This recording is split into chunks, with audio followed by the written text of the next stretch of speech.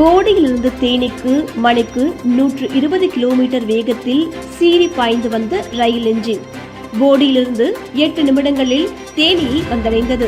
ரயிலுக்கு மலர் தூவி வரவேற்ற பொதுமக்கள். தேனி மாவட்டம் போடியிலிருந்து மதுரை வரை ஆங்கிலேயர் ஆட்சி காலத்தில் மீட்டர் கேஜ் ரயில் பாதை அமைக்கப்பட்டு ரயில் இயக்கப்பட்டு வந்தது.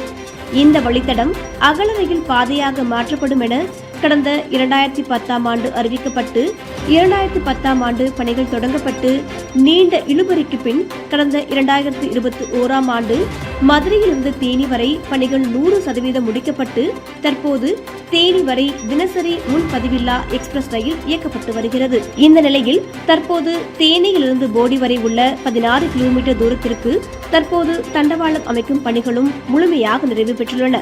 இதனைத் தொடர்ந்து புதிதாக அமைக்கப்பட்ட தண்டவாளத்தை ஆய்வு செய்யும் விதமாக கடந்த அக்டோபர் 13ஆம் தேதி தேனியிலிருந்து போடி வரையும் மீண்டும் போடியிலிருந்து தேனி வரையும் மணிக்கு 40 முதல் 60 கிலோமீட்டர் வேகத்தில் ரயில் என்ஜின் இயக்கப்பட்டு சோதனை ஓட்டமும் வெற்றிகரமாக நடத்தப்பட்டது. இந்த நிலையில் இன்று மணிக்கு 120 கிலோமீட்டர் வேகத்தில் ரயில் என்ஜின் சோதனை நடத்தப்படும் என அறிவிக்கப்பட்டிருந்தது. அதன்படி ரயில்வே மண்டல பொறியாளர் சூரியமுத்து தலைமையில் இன்று பிற்பகல் 12 மணிக்கு முதலில் தேனியிலிருந்து போடிக்கு ரயில் புறப்பட்டது. தேனி ரயில் நிலையத்திலிருந்து மணிக்கு 60 முதல் 80 கிலோமீட்டர் வேகத்தில் சென்ற ரயில் என்ஜின் சரியாக 15 நிமிடங்களில் போடி ரயில் நிலையத்தை சென்றடைந்தது. அங்கு பாரதிய ஜனதா கட்சி நிர்வாகிகள் மற்றும் பொதுமக்கள் ரயிலுக்கு மலர் தூவி வரவேற்பு அளித்தனர்.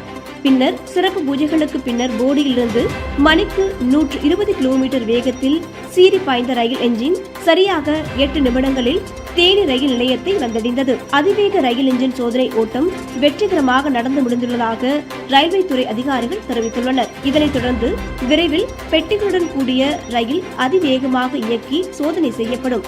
அதன் பின்னர் ரயில் சேவை தொடங்கப்படும் எனவும் ரயில்வே நிர்வாகம் சார்பாக தெரிவிக்கப்பட்டுள்ளது. இதனால் ரயில் பயண பிரியர்களும் போடி நகர மக்களும் மகிழ்ச்சி அடைந்துள்ளனர்.